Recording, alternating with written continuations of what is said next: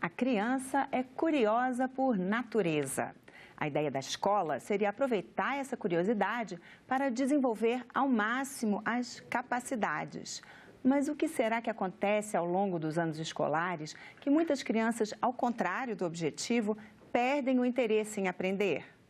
1 em cada 4 jovens brasileiros abandona a escola antes de concluir o ensino médio. Para conversar sobre este tema, nós convidamos o educador Marcelo Lanot, que tem uma proposta de modelo diferente de educação. Olá, Marcelo, seja bem-vindo à Cidadania. Muito obrigada pela sua presença. Então, esse modelo de escola que a gente conhece, todo mundo sentadinho na carteira, olhando para o mesmo lado, o professor transmitindo todas as informações, não está funcionando. Não está funcionando, já temos muito tempo que a gente tem dados assim e vem de várias áreas diferentes do saber, né, que mostram uma certa falência, vamos dizer assim, da escola, dessa pedagogia tradicional, vamos colocar assim. A gente imagina que é uma coisa que né, sempre foi assim, mas é um pouco limitado, né? Se a gente pensa assim, né, os gregos, Sócrates, era outra coisa, era uma conversa, assim, tem muitos outros modelos de escola, né? Esse nosso é até recente, né, em termos históricos. Sim. A primeira coisa importante, eu acho que é ser dita, é que a escola é uma invenção. Ela também é uma invenção. O que eu quero dizer com isso é assim, a escola não é uma coisa natural. Ela foi inventada, né, nesse percurso histórico que a gente tem. De fato, assim, essa escola que hoje é hegemônica, né, é uma escola que no tempo histórico, recente. O problema é que a gente tem uma série de avanços sociais que não são mais atendidos, né, por isso. Como assim? Né? Então, por exemplo, a gente tem um trabalho que saiu numa revista recente, não tem nem 6 meses que esse trabalho saiu, mostrando, né, que eles desenvolveram os testes para entender certas habilidades que o mercado está esperando dos alunos. E colocou uma série de alunos para fazer essa testagem e comparou essa testagem com as notas que eles estavam tirando na graduação. E o que eles conseguiram obter, né, como resultado foi, formaram 2 conjuntos totalmente independentes. Ou seja, os alunos que tiram boas notas na graduação não são os que atendem às habilidades que o mercado espera. Ou seja, a graduação, e talvez a gente possa estender isso para o ensino básico, está dizendo que os melhores alunos para a gente não são os alunos que o mercado espera. Então, há uma dissonância entre o que a escola está elegendo como sucesso ou como fracasso e o que o mercado está entendendo como sucesso e fracasso. Então, isso é muito sério. Né? As pessoas têm que olhar para pesquisas como essa e tentar refletir como que a gente pode resolver essa questão. Mas usando a pedagogia tradicional com a aula expositiva, tarefa de casa e resumindo o aluno pela nota que ele tira, é um absurdo e, na minha opinião, isso já está superado, vamos dizer assim. Na verdade, as escolas até cometem uma questão que é muito séria também, que ferem radicalmente, na sua maioria, o que a LDB propõe, que a LDB consta na LDB, que no processo avaliativo do aluno, os aspectos qualitativos devem prevalecer aos quantitativos. Ora, eu tenho quase 30 anos de experiência em sala de aula e eu desconheço uma escola que faça isso, que tenha mais de 50% da avaliação do aluno, né, pensando no aspecto qualitativo. Mas os exames de larga escala, né, também forçam, às vezes, né, os gestores, os diretores e os próprios professores a tentar resumir o aluno com esse sinal de sucesso, que seria uma aprovação no vestibular ou em qualquer outro exame de larga escala. E que, inclusive, são provas, na maioria, objetivas, né? Sim. Justamente não tem esse espaço para o qualitativo, né? Para discursar, né? Assim, aqueles modelinhos prontos, respostas prontas. As questões são, como a gente costuma dizer, né, livrescas e enciclopédicas. Então, assim, é um saber que está totalmente desconectado, né, com a realidade. E um aluno criativo, por exemplo, como é que essa criatividade pode ser traduzida em algo avaliável, né? Provavelmente a resposta é não tem como, né? E essa é a ficção que a escola também, e às vezes os sistemas governamentais têm, de tentar avaliar tudo. Essa é a próxima pergunta a ser respondida. Tudo é avaliável? Ou existem variáveis que são inavaliáveis? E eu falo isso questionando já uma coisa importante que a escola tradicional tem e que, na minha opinião, a gente tem que começar a rever para ontem, vamos dizer assim, que é a nota, é o exame. Será que isso realmente é funcional? Você pega países, fica complicado fazer comparações com outros países às vezes, mas você pega, por exemplo, um caso da Finlândia, eles não têm exames de larga escala, eles não têm, as provas praticamente não existem no sistema finlandês e eles têm alto desempenho em exames internacionais, como o PISA, por exemplo, onde o Brasil patina há anos. E o dever de casa? A Finlândia mesmo, acho que eles não usam, né, esse modelo. A gente, quando o aluno vai para a escola, o que a gente tem visto é uma perda de tempo completa. Completa. Vamos imaginar a seguinte cena, né? O professor vai entrar em sala e vai dar uma aula de Segunda Guerra Mundial. Então, o que ele precisa? Um quadro ou um PowerPoint para começar a dar toda essa aula. É uma narrativa solitária. Ele está falando e os alunos estão simplesmente observando. Ora, por que a gente não usa, por exemplo, metodologias ativas de ensino como a sala de aula invertida? Onde esse professor pode fazer o seguinte, ele grava essa aula, disponibiliza essa aula de uma forma digital para o aluno assiste essa aula como uma espécie de tarefa de casa antecipada e a sala de aula vai ser usada para interação entre os alunos e dos alunos com o professor, com outras mediações, por exemplo. Você pode aplicar uma lista de exercícios em sala de aula. E a sala de aula poderia até se reorganizar arquitetonicamente para que ela deixe de ser focada excessivamente no conteúdo e no professor. Esse é um dos problemas sérios que a escola tem. Nós precisamos romper com essa arquitetura física e a arquitetura da apresentação do conteúdo para o aluno. Precisamos dar um outro passo, precisamos saltar isso. Mas parece que as pessoas têm uma resistência, né, que a gente não sabe de onde ela vem.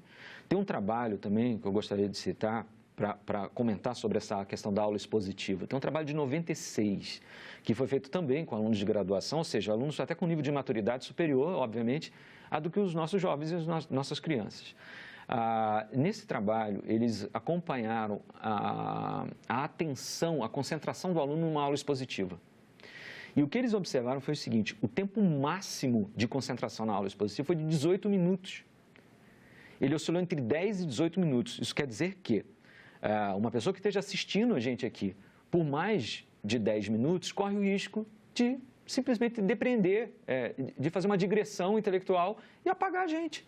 O aluno faz isso direto em sala de aula. E o detalhe, depois que passam esses 10 a 18 minutos, ou seja, ele dá uma voada, quando ele retoma, ele consegue fazer reconcentrações em relação à atenção que ele estava dando na aula de 3 ou 4 minutos só. Ou seja, a aula expositiva é um queijo suíço de atenção. Aí eu me pergunto, se a gente tem esse dado há mais de 20 anos, por que é que as aulas continuam expositivas? É a primeira pergunta. Segunda pergunta é por que elas têm, em média, duração de 45, 50 minutos? Sendo que em escolas, e aí quem é professor sabe disso, em vez de quando o colega falta, ou em vez de quando é da intenção do gestor da escola, que assim seja, a gente ainda trabalha com aulas duplas e às vezes até aulas triplas. Ou seja, você fica com 1h30, às vezes mais de 2 horas com a mesma turma de 50 adolescentes, por exemplo, dentro de sala de aula. Como? Como que isso é, de fato, aprender alguma coisa? Então, são respostas que eu gostaria de ouvir das pessoas que continuam a praticar isso e não refletem sobre isso. Não há uma reflexão.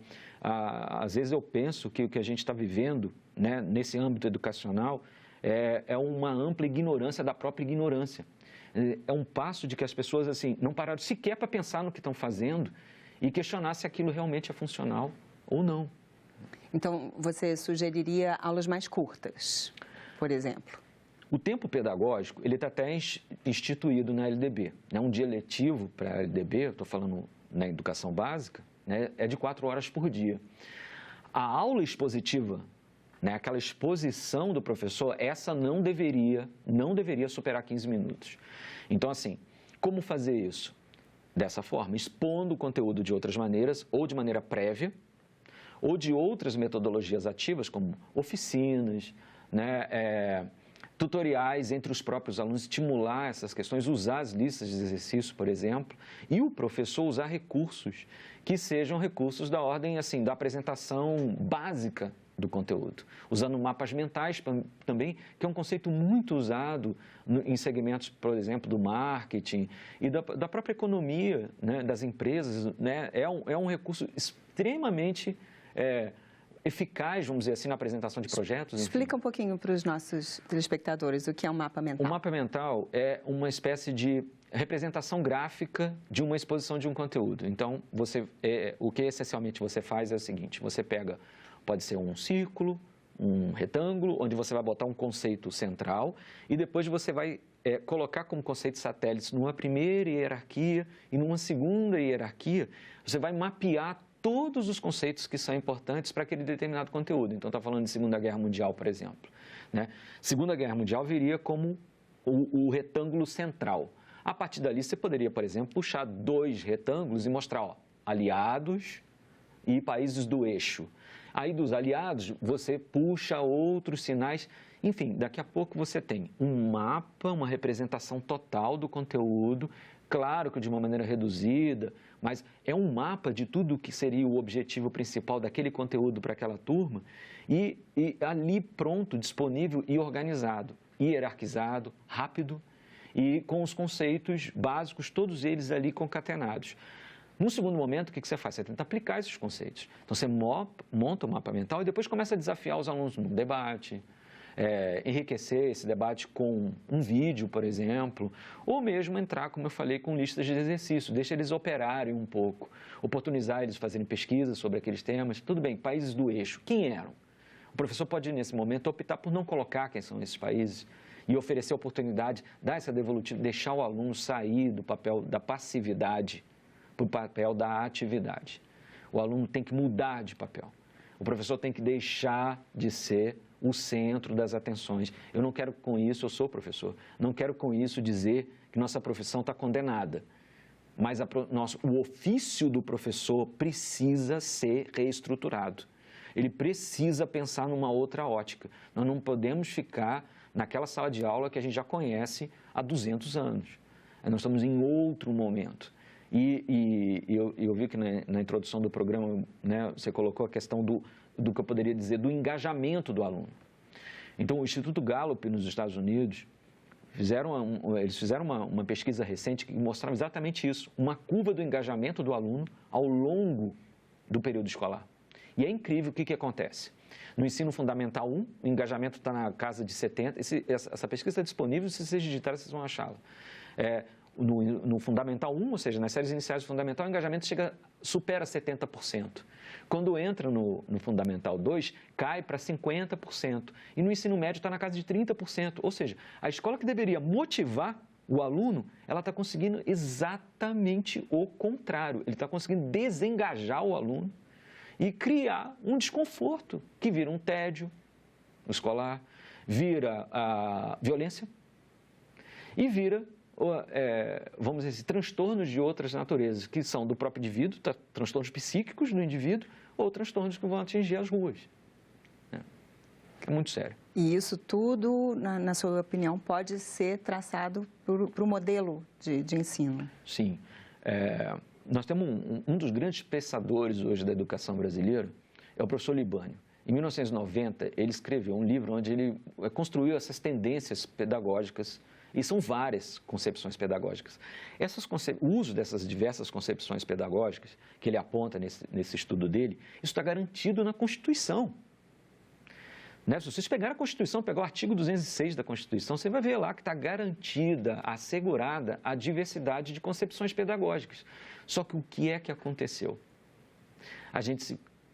Nós acabamos convergindo para um modelo, que o Libânio chama de liberal tradicional, que é o que a gente está vendo, que é esse modelo de silêncio dos alunos, uma exposição do professor, a tarefa de casa e a prova, como se fosse a forma de assegurar, de chancelar a aprendizagem. Aí a gente pega esse mesmo modelo, esses mesmos alunos e coloca esses alunos, submete esses alunos para exames que, vamos dizer assim, apurariam, né, essa suposta, vamos dizer assim, garantia de aprendizagem. E aí também vocês podem consultar. A gente não atinge nem as metas internas, especialmente nos anos finais, no caso do ensino médio, que vive uma crise incrível, né? E nem nos exames internacionais. Com todo respeito, a gente fica passando vergonha, né, internacional, o tipo de educação que o Brasil hoje, né, está apontando para os nossos jovens e nossas crianças, né? Esse modelo já é difícil de seguir, de se adaptar para os alunos típicos, mas quem é um pouco diferente, não se encaixa tanto, aí fica mais difícil ainda, né? Às vezes até impossível. Aí é outra tragédia, né? Porque a educação inclusiva e a educação especial são desafios internacionais, né? A gente tem um documento régio que o Brasil chancelou, que é a Declaração de Salamanca, que é uma declaração de 1994. A Declaração de Salamanca, ela assim, podemos dizer de uma certa forma assim, não precisamos escrever mais nada sobre o assunto. Precisamos pegar Salamanca e tentar colocar no chão da escola. Então, aí realmente é trágico. Por quê? Porque a gente está falando de uma sociedade que valoriza o desempenho. Esse desempenho é apontado, a seta do desempenho aqui no Brasil é o Enem e o vestibular. Ou seja, as famílias estão interessadas se os alunos estão sendo preparados para esses exames. Em síntese, é isso. Quando o aluno questiona isso, gera os números que você trouxe aqui, de 25% de alunos em evasão, em defasagem de idade séria, enfim. Agora, nós estamos falando de seres humanos, nós estamos falando de pessoas que realmente precisam de uma personalização no atendimento que esse modelo liberal tradicional não tem a mínima condição de fazer, dessa personalização do atendimento. Então, por exemplo, autismo. Nós temos 1% da população brasileira é autista. Como a gente já superou os 200 milhões de habitantes, eu estou falando que nós temos 2 milhões de alunos dentro do que eles chamam hoje de transtorno do espectro autista. Estamos falando de autismo. Se a gente trabalhar com TDAH, as estimativas mostram que 4% da população apresenta TDAH. Que é o transtorno de déficit de atenção e hiperatividade. Síndrome de Down, né, nós temos em torno de 300 mil portadores de síndrome de Down no Brasil. Fazendo uma conta rápida, podemos dizer aproximadamente aí que metade deles estão em idade escolar. São 4 mil nascimentos aproximadamente por ano de portadores de síndrome de Down. E ainda temos os transtornos específicos de aprendizagem e outras formas de deficiência intelectual. E as outras deficiências também. Então, se você somar isso, dá um contingente tão expressivo, mas tão expressivo, que, assim, a escola não está atendendo o neurotípico, vamos colocar assim, né? O aluno que não tem os laudos ou não tem essas considerações todas que eu estou falando. E os outros? Como fazer realmente esses outros serem cidadãos plenos? Como dar uma cidadania mínima, né, uma mínima morada intelectual e psíquica para ele exercer essa cidadania dentro de um formato como esse? Então, o que a gente tem presenciado é o quê? É uma exclusão dentro do próprio mecanismo de inclusão. Então, há uma falsa inclusão, né, de que alguns autores falam em integração. Você integra o aluno, né, nessas condições dentro da escola, mas ele não cursa efetivamente o que está acontecendo para os neurotípicos, vamos dizer assim. É mais uma esquizofrenia de um sistema que se organiza em torno disso. Um professor solitário na frente, apresentando o conteúdo e a expectativa de todos, do professor, do aluno, do gestor, do pai, da sociedade, do Estado, que a gente está aprendendo, que está havendo aprendizagem ali. Eu tenho seríssimas dúvidas se está acontecendo alguma coisa nessas condições, alguma coisa, que seja mínima. E como seria uma solução aí dentro dos preceitos aí da Declaração de Salamanca, que seria todo mundo junto, os neurotípicos e os outros na mesma sala? Como Sim. que poderia se conseguir essa inclusão real? Vou dar minha opinião como estudioso, como pesquisador de educação hoje. Na própria Declaração de Salamanca, ela já aponta um caminho. Lá ela coloca, se não me falha a memória, no terceiro, são vários pontos da Declaração de Salamanca. Um dos pontos iniciais que ela traz é a solução para a educação inclusiva e educação especial, ou uma tentativa de solução, um horizonte para tentar solucionar, seria a abordagem centrada no aluno e não centrada em processos, não centrada no professor, nem em relações de outra natureza, é no aluno. É tentar personalizar isso. Ora, existe alguma concepção pedagógica que atravesse esse conceito de alguma maneira? Sim. Então, vamos voltar ao Libânio. Você pegar lá no Libânio, existe uma concepção pedagógica que, eu não estou dizendo que ela vai ser a grande solução, mas como eu disse, é uma possibilidade de a gente olhar com mais calma, que é uma tendência que ela está organizada em dois pensadores, que são o Carl Rogers e o Alexander Neal. O Carl Rogers é muito conhecido dos psicólogos, ele era psicólogo, mas ele fez flexões, vamos dizer assim, do pensamento psicológico dele para dentro da pedagogia. Então, ele ofereceu uma solução pedagógica, onde está organizado da seguinte forma: vamos acabar com essa coisa de séries, vamos acabar com essa coisa de provas, vamos olhar para o indivíduo, para cada um deles. Alguns deles têm uma segurança muito grande em aprender e um desejo muito grande de aprender. Esses alunos, a gente precisa oportunizar personalizadamente essa oportunidade para eles. Para os outros, a gente vai fazer uma espécie de gestão em tempo real das necessidades deles, sem apartar esse ou aquele do projeto. Então, que isso seja feito por formas de tutorias, de apresentações distintas do conteúdo. Como assim apresentações distintas? Como eu citei aqui, a gente pode fazer a apresentação do conteúdo por projetos, por oficinas, por vídeos, por pesquisas individualizadas. Tudo isso é possível e a escola, a cena de escola, e aí eu convido a quem nos está assistindo para conhecer um pouquinho da experiência do Alexander Neal, que fundou uma escola na Inglaterra que agora em 2021 vai completar 100 anos de existência, chama-se Summerhill, onde há uma experiência pedagógica na confiança, na liberdade do sujeito de escolher caminhos e a oportunização de que esses caminhos possam ser atingidos pelos alunos. Então, assim, a gente precisa rever processos básicos e oferecer uma disposição diferente para a aprendizagem se dar, onde o aluno vai poder, em discussão com os seus tutores, os professores vão mudar de posição, eles vão assumir uma posição de tutoria e isso pode ser negociado com o professor, inclusive o currículo. E aí vai uma crítica à BNCC, eu vou ter que dizer, né? A ideia de um currículo mínimo já é, por si só, uma forma de negar a inclusão. Na minha opinião, sim. Esse currículo, ele tem que ser abordado com o aluno, sim, apresentado para ele, mas de uma maneira que o aluno possa circular de uma maneira autodirigida em relação a esse currículo. Ah, poxa, você está falando algo que é utópico, algo que não vai acontecer. Eu convido a vocês lerem sobre Carl Rogers e especialmente acompanhar essa experiência do Neal em Summerhill para mostrar que é possível isso. Aqui no Brasil, nesse momento, nós temos um professor fazendo algo assim que conversar com ideias próximas do que eu estou falando aqui, que é o professor José Pacheco, que traz a experiência da Escola da Ponte, né, da década de 70, e ele está aqui hoje no Brasil, né, assim, próximo da gente, e tentando fazer experiências nessa natureza e sofrendo, né, com certas barreiras que eu digo, e posso até estar equivocado de alguma maneira em um caso ou outro, mas eu posso dizer que são barreiras inventadas. O professor José Pacheco já esteve até aqui no Cidadania também. Ótimo, vocês já tiveram. Em Summerhill, inclusive, tem a liberdade até de não ir para a aula. Isso.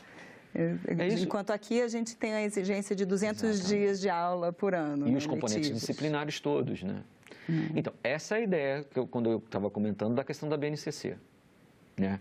Então, todos nós sabemos, Roberta, olha só, cada um seguiu o nosso caminho aqui, os colegas aqui seguiram os caminhos, a gente sabe que tem saberes da escola que são absolutamente núteis para a gente desenvolver a nossa profissão. A gente consegue viver muito bem, com perdão aos matemáticos, sem a fórmula de Bhaskara. Vamos colocar dessa maneira. Agora vai ter aluno que é enlouquecido pela fórmula de Bhaskara, que quer demonstrar aquilo, que quer derivar aquilo. É isso que eu falo. Aquele aluno que não quer, na verdade, na minha opinião, ele tem que ter o direito dessa recusa. Ele tem que ter o direito dessa recusa, porque o sistema tem uma ficção na cabeça dele, né, de que assim, a gente precisa aprender a BNCC toda para cumprir as finalidades que a lei nos mostra. Só que a gente tem dados, e muitos dados, mostrando que isso não é verdade. 28% dos egressos do ensino médio, que estão entre 18 e 24 anos, são conhecidos como geração nem. Quer dizer, eles nem estão no mercado de trabalho e nem estão na graduação. Ou seja, só aí, Roberto, para você ter uma noção, eles estão descumprindo, vamos colocar assim, duas finalidades no ensino médio que estão na LDB. Primeiro, prosseguimento de estudos. Não está acontecendo. Segundo, inserção no mercado de trabalho. Não está acontecendo. Tudo bem que tem contingências que são extraescolares, né? Tem outras questões, mas, ora, essas questões também passam pela escola de alguma forma, porque essa escola não está conseguindo fazer esse percurso. Então, a gente precisa também entender que os dados estão mostrando para a gente que essa ideia de um currículo que é obrigatório, né, passando por todas as disciplinas, são 13 disciplinas hoje, né, no ensino médio, isso não está nos assegurando nada. Então, por que não entregar para o aluno, né, o direito de fazer escolhas pedagógicas? Marcelo, infelizmente, nosso tempo acabou. Pena. Muito obrigada pela participação. Eu que agradeço. Muito obrigado, viu? Se você quiser rever, baixar ou repassar o link, é só acessar nossa página na internet, no endereço senado.leg.br/TV ou então o canal da TV Senado no YouTube. Para fazer algum comentário, crítica ou sugestão, telefone de graça para 0800 61 22 11. Obrigada pela atenção e até o próximo Cidadania.